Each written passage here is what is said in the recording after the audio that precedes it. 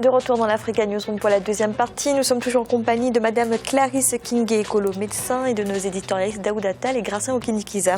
Tout de suite, le dossier du jour.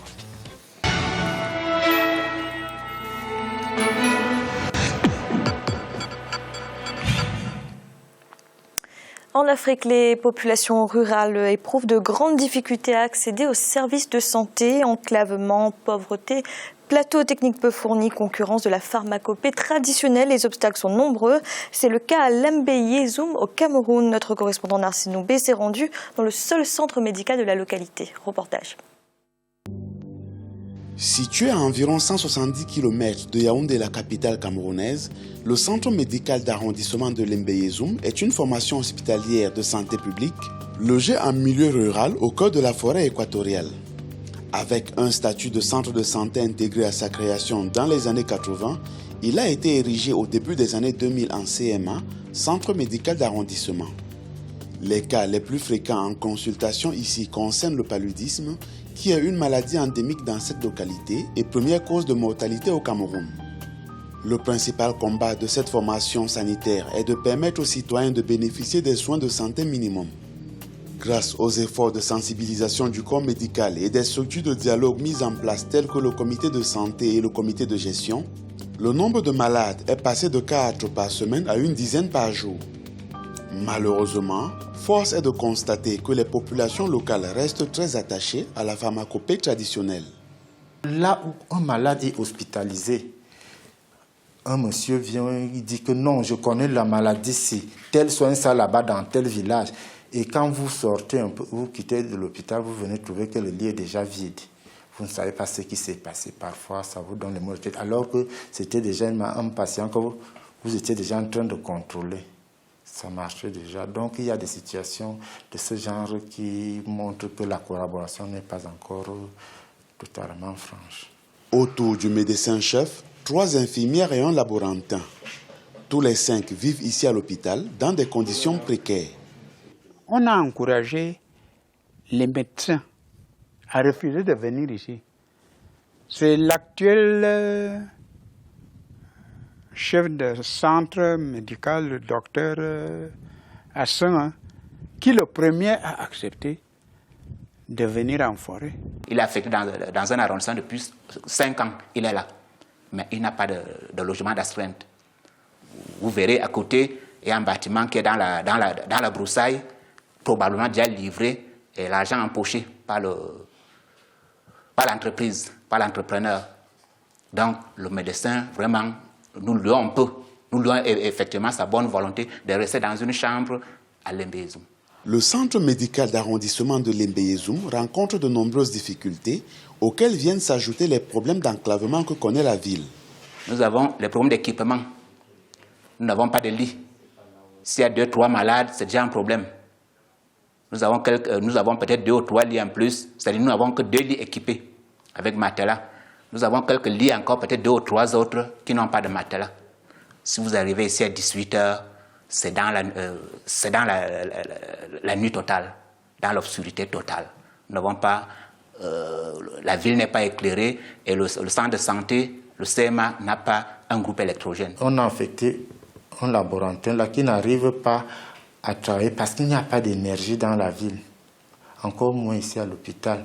Je souhaiterais que si on peut me doter d'un groupe électrogène, ça va vraiment beaucoup nous aider parce qu'on nous a quand même donné un microscope là qui coûte autour de 3 millions mais qui n'arrive pas à fonctionner à cause du manque d'énergie.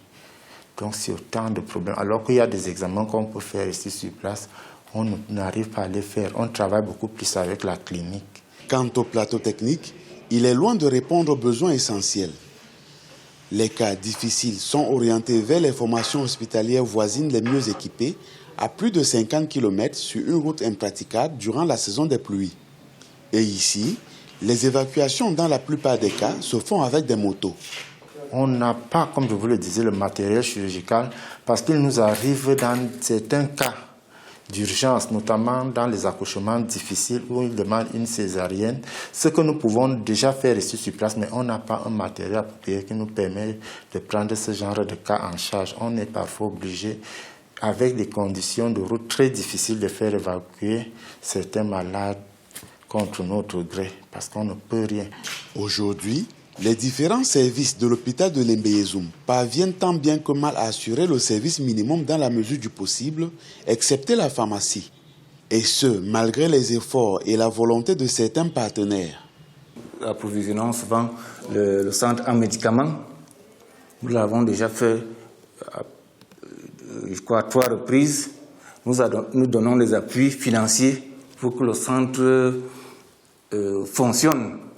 Jusque-là, il y a, je peux dire, un problème de gestion. Et ce qui s'était passé, c'est que notre commis, sentant qu'elle était déjà en train de ruiner la pharmacie, a démissionné. Et elle nous a laissé comme ça en pâture. Jusqu'à présent, on n'arrive pas à trouver une autre personne de bonne moralité qui puisse nous gérer cette pharmacie. Et ça nous bloque au niveau du CAP, au niveau du centre d'approvisionnement pharmaceutique, parce qu'ils peuvent nous livrer des médicaments, mais quand il n'y a pas une personne sûre qui peut gérer le stock, ils ont un peu peur de nous approvisionner. Malgré toutes ces difficultés, population et membres de l'équipe médicale de Lembeyezoum sont confiants et attendent avec impatience un geste des pouvoirs publics camerounais. Ce que nous attendons, c'est que le gouvernement exploite la terre, construise un hôpital digne. Ce que je souhaite, c'est que les pouvoirs publics essaient un peu de mettre beaucoup plus d'attention sur des formations sanitaires qui sont dans des zones reculées comme Lembeyezoum. C'est-à-dire mettre le personnel dans de bonnes conditions de travail et essayer de fournir les infrastructures nécessaires pour l'exercice de leurs fonctions, parce que c'est très difficile. On a un problème de route, évacuer quelqu'un, ce n'est pas évident, s'approvisionner, ce n'est pas évident. Si on peut nous ajouter même un véhicule qui peut nous permettre de pouvoir sortir et d'entrer à tout moment, ça va vraiment beaucoup nous aider. Et ce problème d'énergie, ça ne devrait pas manquer dans une formation sanitaire qui est déjà au niveau d'un centre médical d'arrondissement. Lembeyezoum compte 4 centres de santé intégrés et un centre médical d'arrondissement. Ici, il y a un seul médecin pour une population estimée entre 15 000 et 17 000 habitants. Un chiffre bien loin du quota recommandé par l'OMS, qui est d'un médecin pour 2 000 habitants, ce qui traduit un déficit de médecins au Cameroun. Madame Ekolo, est-ce qu'on peut dire qu'aujourd'hui c'est devenu quasiment impossible, une mission impossible d'être médecin dans les zones rurales en Afrique? C'est très difficile parce que si au départ, c'est quand même une très bonne idée qu'il y ait quand même des hôpitaux en zone rurale, puisqu'il faut quand même que toute la population ait un minimum de soins, c'est très difficile parce que, comme vous avez vu dans ce film qui est très intéressant et qui résume à lui seul toute la problématique des hôpitaux ruraux, c'est difficile d'être médecin parce que, premièrement, les conditions de travail sont quand même assez difficiles au niveau équipement. C'est difficile parce que si vous pouvez prodiguer les soins de base, dès qu'il y a une complication ou un accouchement compliqué et que vous devez transférer, c'est tout un problème pour la route. D'ailleurs, on dit souvent que c'est la sélection par la route. Il y a la sélection naturelle, la sélection par l'argent. Et là, c'est la sélection par la route. Si vous devez faire 50 km, 100 km même en faisant des toboggans, vous arrivez dans de très mauvaises conditions. Et sans oublier que en milieu rural, il y a quand même des gens qui sont proches de la terre. Il y a quand même également cette médecine traditionnelle qui est très forte et qui a quand même la réputation d'être plus efficace dans les villages parce que par rapport aux praticiens qui sont dans les grandes villes. Et la population, c'est vraiment leur médecine, alors que la population occidentale, c'est une médecine importés. Donc, les gens vont quand même plus facilement dans ces médecins, auprès de la médecine traditionnelle. Donc, il faut essayer de trouver un compromis. Il faut essayer de travailler ensemble et il faut vraiment, comme je dis toujours, si les décideurs essayaient de se mettre à la place et des villageois et des gens du pays, et s'ils décidaient de se faire soigner sur place, s'ils disaient au moins, bon, je vais en week-end dans un village, s'il m'arrive quelque chose, comment est-ce qu'on pourra me prendre en charge? À partir de ce moment-là, ils trouveront une solution pour la route, ils trouveront une solution pour les moyens de transport. Vous en avez même, c'est dans des brouettes, hein, c'est des conditions qui ne sont pas décentes. Et ils trouveront une solution pour que ces hôpitaux ruraux fonctionnent, parce qu'il y a de l'argent. Il y a de l'argent.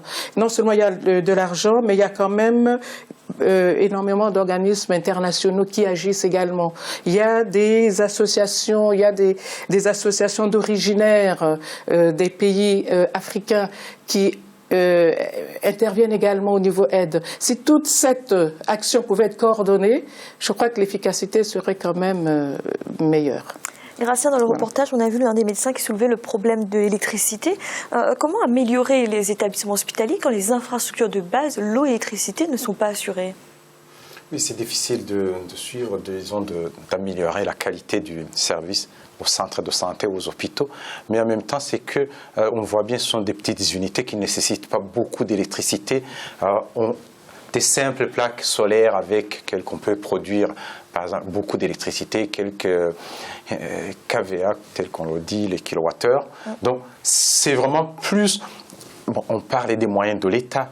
Le Cameroun, c'est un pays qui a des moyens, quelques moyens, au moins pour subvenir à ces petits centres de santé. Parce qu'il faut voir une chose, dans plusieurs pays africains, il y a ce que les gens peuvent appeler le centre et les périphéries. Le centre, les villes sont devenues des centres. Et donc, tout se focalise sur les villes, l'électricité, l'aménagement. Mais le monde rural, la campagne, il y a des gens, souvent démunis, à qui il manque du travail, des sources de revenus, des centres de santé de qualité.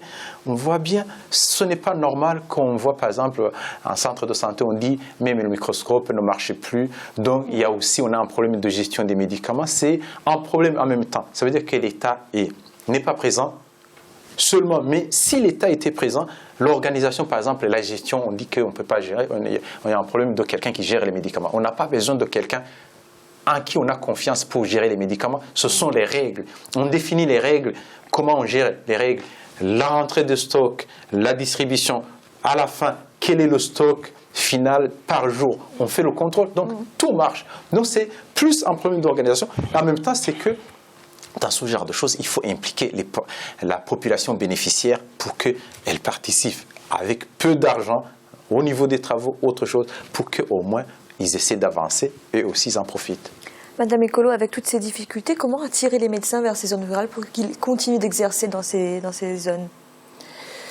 C'est très difficile. Il faut déjà essayer de leur donner un logement décent et qu'ils puissent travailler correctement, c'est-à-dire qu'ils aient du matériel, qu'ils sachent qu'ils peuvent s'occuper de façon efficace de leurs patients. Parce que le médecin veut quand même travailler dans de bonnes conditions. Bien sûr, il doit être rémunéré correctement, mais s'il travaille dans de bonnes conditions, le travail se fait correctement. S'il sait que, au niveau matériel, il y a un minimum, et ça, je vous ai dit que c'est possible. C'est possible. Il y a énormément d'organismes internationaux qui travaillent au Cameroun et dans d'autres pays africains. Il y a pas mal d'associations. Il suffit de coordonner tout ça. Parce que chacun travaille dans son coin. Et en coordonnant toutes ces actions-là, on peut se dire, bon, dans tel centre de santé, c'est tel organisme qui va s'en occuper, tel autre, c'est tel autre, mais que ce soit vraiment coordonné. Et je vous dis, on a les moyens. On ne peut pas toujours pleurer, on n'a pas de moyens, aidez-nous, aidez-nous. Non, nous pouvons le faire. nous pouvons le faire. Daouda, vous êtes d'accord avec Madame Ekolo? C'est plus une question de volonté politique que de moyens? Oui, on a tout à fait, Fanny, on en revient à la chose politique. Et moi, en particulier, là, je trouve qu'en Afrique, on constate souvent que la politique de décentralisation a échoué dans les pays, quelque part. Parce que là, on est dans le milieu rural. Parfois, on transfère à des collectivités locales des compétences sans en leur donner les moyens. Et je pense que là, c'est un cas qui prouve ce genre de choses.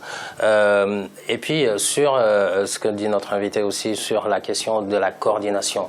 Ça, c'est important. Et d'ailleurs, dans tous les secteurs, mais en particulier dans la santé, parce que quand quelque chose ne fonctionne pas dans la santé, c'est dramatique. Il y a des ONG, Médecins sans frontières, Médecins du monde et d'autres, qui appuient ces villageois dans de nombreux pays en Afrique et qui le font depuis une cinquantaine d'années. Ça pose quoi? Ça pose la question de l'harmonisation de l'aide publique au développement également. Parce que, bon, combien de milliards combien d'argent, en gros, ont été injectés dans l'aide publique au développement en matière de santé, éducation, etc. Et aujourd'hui, les structures, on est plus pauvres qu'il y a 50 ans. C'est quand même une contradiction et je pense que ce soit les bailleurs de fonds qui donnent aux États, aux collectivités locales par le biais de l'aide publique au développement, il y a un bilan qui a été fait justement en 2005 avec la déclaration de Paris sur l'efficacité de l'aide publique au développement. C'est quoi? C'est harmoniser, que les donateurs s'harmonisent, c'est s'aligner sur les politiques publiques des États et des collectivités, c'est aussi la responsabilité mutuelle. Quand ça ne marche pas, c'est d'abord l'État. Parce que l'État ne doit pas, les organisations internationales ne doivent pas se substituer à l'État. C'est qu'il y a un problème. Et ce qui m'inquiète en particulier dans ce reportage, c'est qu'on parle de centres de santé intégrés. Là, on a vu un centre de santé d'arrondissement. Les centres de santé intégrés, si je comprends bien la chose, c'est que c'est des structures encore plus petites qui sont censés, qui sont dans des villages finalement intégrés et qui sont censés amener leurs malades dont ils ne peuvent pas s'occuper dans ce centre de santé d'arrondissement qui, lui, sera incapable de faire quoi que ce soit et puis il faudra transférer. Non, mais c'est quand même impressionnant. Grâce, vous êtes d'accord sur l'idée de la mauvaise distribution de l'aide au développement? La mauvaise distribution, je suis d'accord. En même temps, il faut dire qu'il y a la responsabilité des États. Dans plusieurs pays d'Afrique, vous avez parlé de Médecins du monde, c'est sans frontières. Ces ONG s'installent là, ils veulent. Ils peuvent rester à Yaoundé ou à Douala. Personne ne va les obliger d'aller dans le petit village. C'est-à-dire, l'aide aussi, les gens y vont parce qu'il y a de l'argent de l'État, des États européens qu'il faut appeler aide au développement. Mais en réalité, combien d'argent reste dans ces pays, reste en Afrique? On voit bien des coopérants qui arrivent, qui sont payés avec les salaires qui reviennent en Europe, des voitures qui sont achetées en Europe, souvent des dépenses même qui sont faites à partir de l'Europe. Peu de pays arrivent à imposer à ces ONG en disant « vous venez nous aider, vous devez aller à tel endroit ». Moi, je connais un seul pays, éventuellement c'est le pays que je connais le plus, c'est le Rwanda, qui, quand on arrive en disant « je viens aider dans le pays, dans le domaine sanitaire », on vous dit « on a des besoins à tel endroit ». Si vous ne voulez pas aller à tel endroit pour nous aider, partez avec votre argent. Donc, il y a surtout ce problème d'organisation. Il ne faut pas voir les gens qui aident en se disant comme ce sont des dieux. Non, ce sont des gens qui viennent, qui ont aussi des intérêts. On peut les orienter. En même temps, on dit, vous ne voulez pas ça, vous rentrez, on se débrouille. Madame Ekolo, justement, on parle beaucoup d'associations, d'ONG, etc. Mais est-ce que ce n'est pas aux États d'abord de s'occuper de cet accès aux soins dans les zones rurales? Entièrement d'accord avec vous, parce que c'est les ONG et les associations d'origine africaine qui sont à l'étranger ne peuvent